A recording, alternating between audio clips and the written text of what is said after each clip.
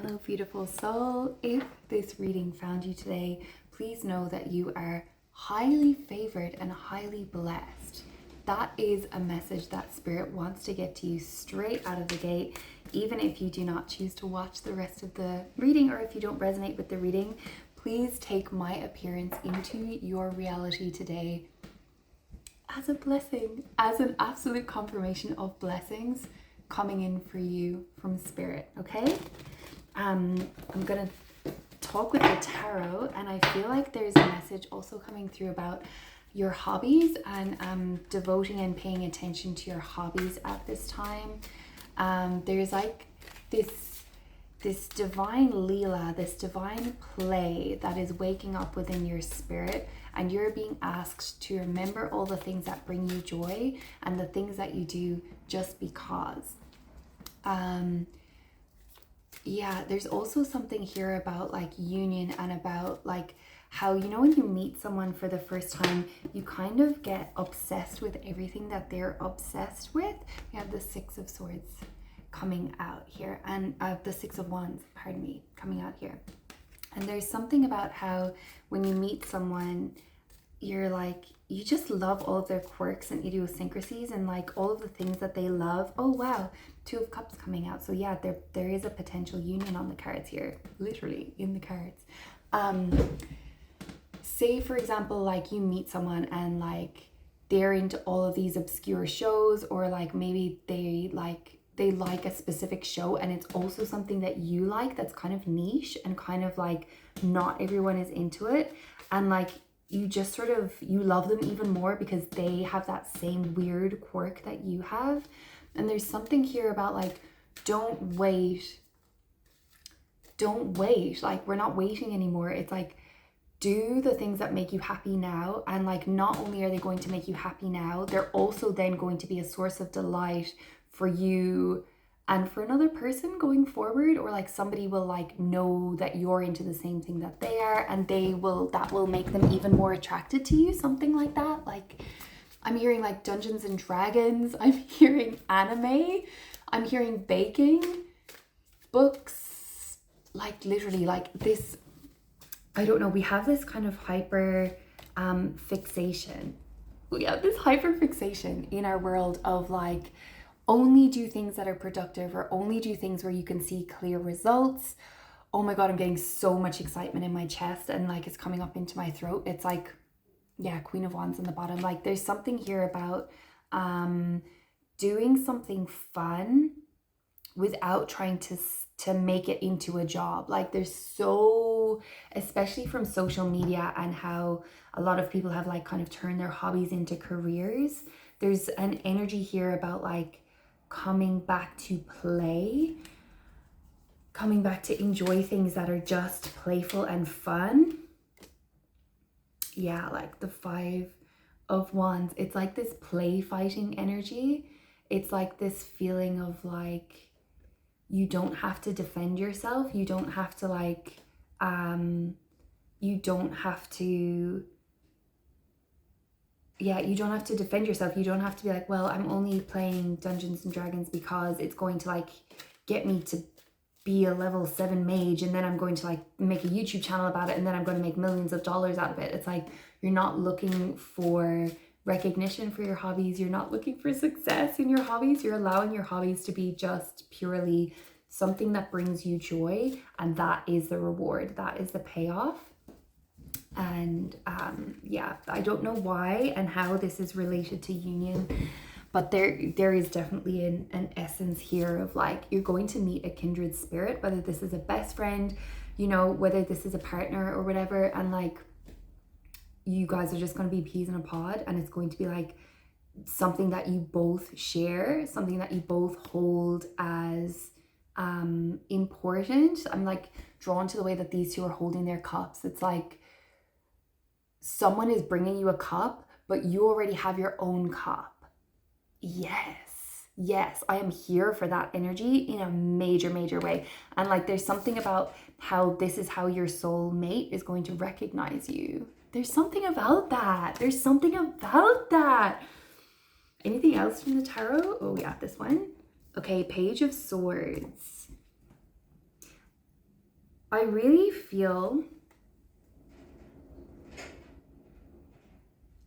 I heard the word doolally. And we have the Eight of Cups. Yeah, we have the Eight of Cups on the bottom. Thank you. I really feel like you are walking away from low vibrational offers at this time. And I have said this in a recent video as well. Can't remember which one. But there's something here about how there's possibly someone or something in your energy that you are realizing is just not good enough anymore. And like, maybe they have good intentions and maybe they could become like a King of Swords one day. But what you're doing at this point, at this exact point in your journey, is you're not accepting bullshit offers. I'm just going to put it like that. Like, you're just not accepting regret. You're not accepting like what ifs. You're not accepting anybody who's just, they're just like, I kind of want to say like they're blowing smoke up your ass. Why do I want to say that? I kind of feel like they're just trying to like, yeah, there's just something here that I think you're going to walk away from. I want to come to the oracles and clarify that a little bit. What are we walking away from here? Maybe it's illusion as well if it's not a person. What are we walking away from? What are we walking away from here?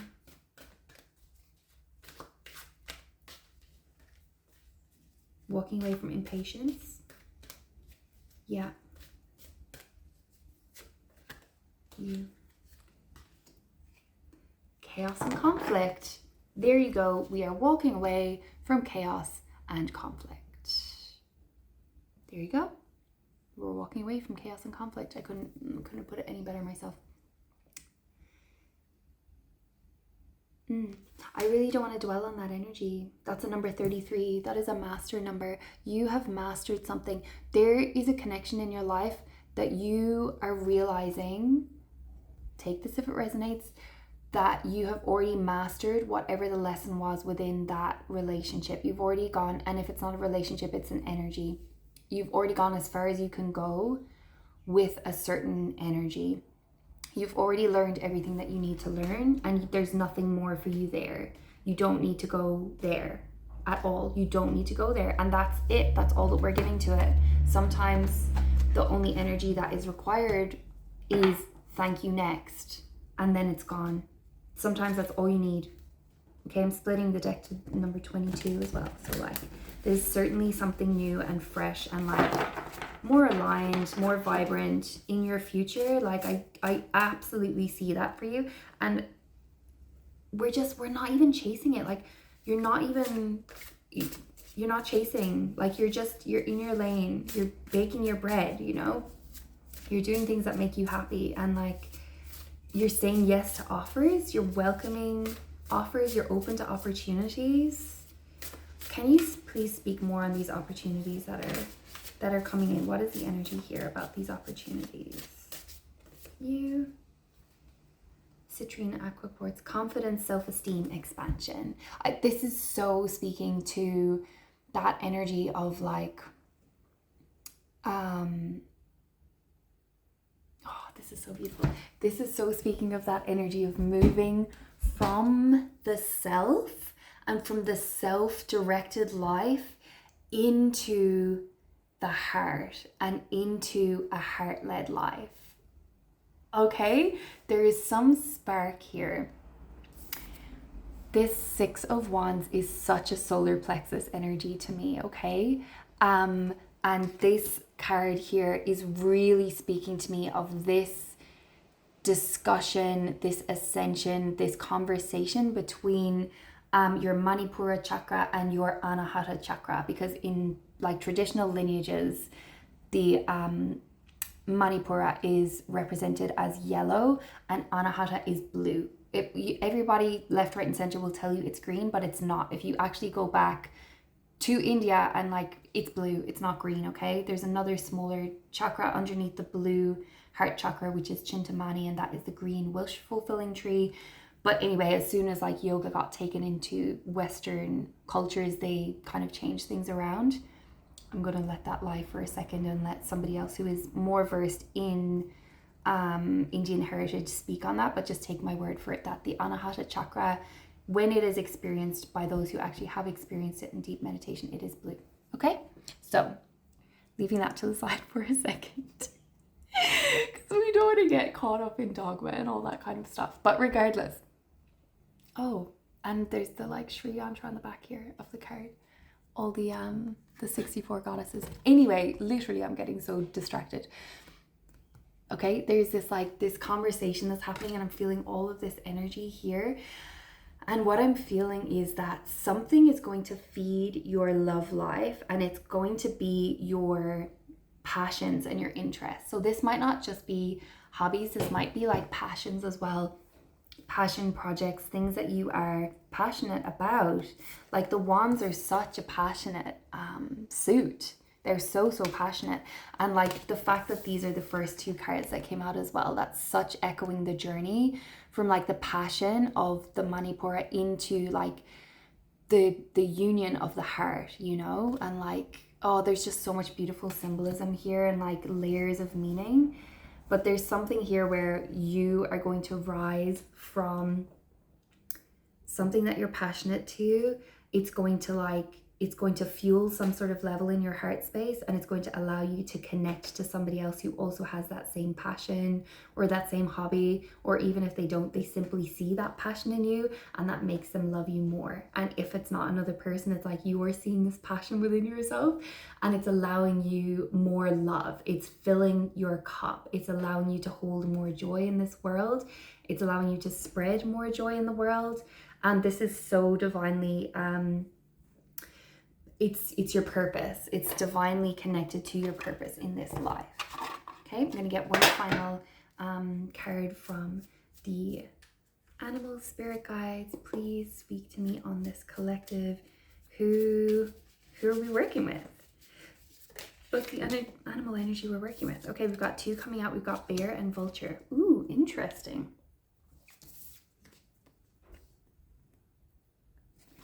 I'm just going to turn that one around. Got air and earth here. So lovely. Look at that. I'm gonna read these.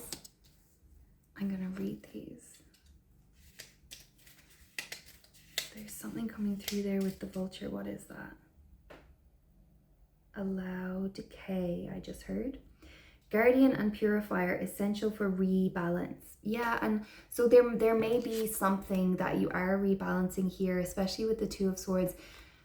And especially if you're still dealing with this chaos and conflict in your life, there is a rebalancing that's happening, because this really feels like a spread that has two distinct sides. Like on one side you have the chaos and conflict. On one side you have this sort of Page of Swords that's kind of giving you breadcrumbs, but kind of not really giving you any like solid offer or like really providing anything for you.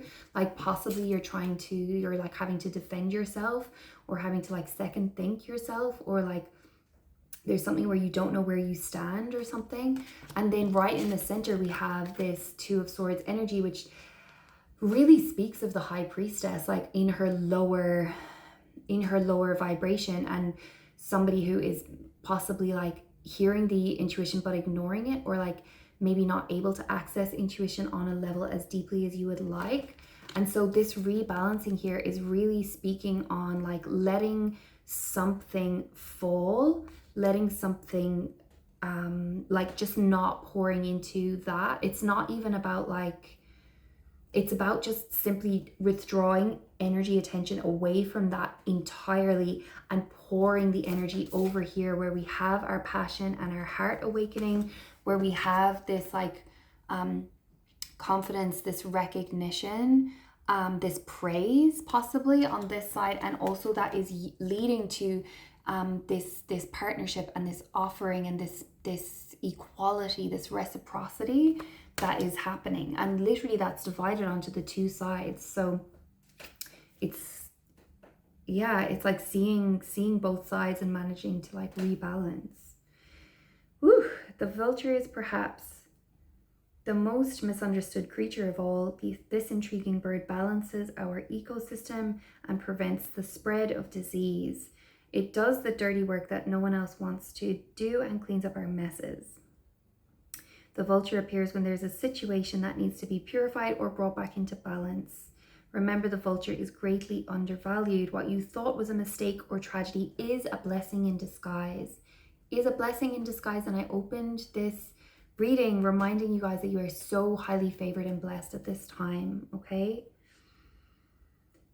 Ooh, to bring into balance, clean your space and sage, it reckons. Wolf. I mean, not wolf. Why did I say wolf? Bear.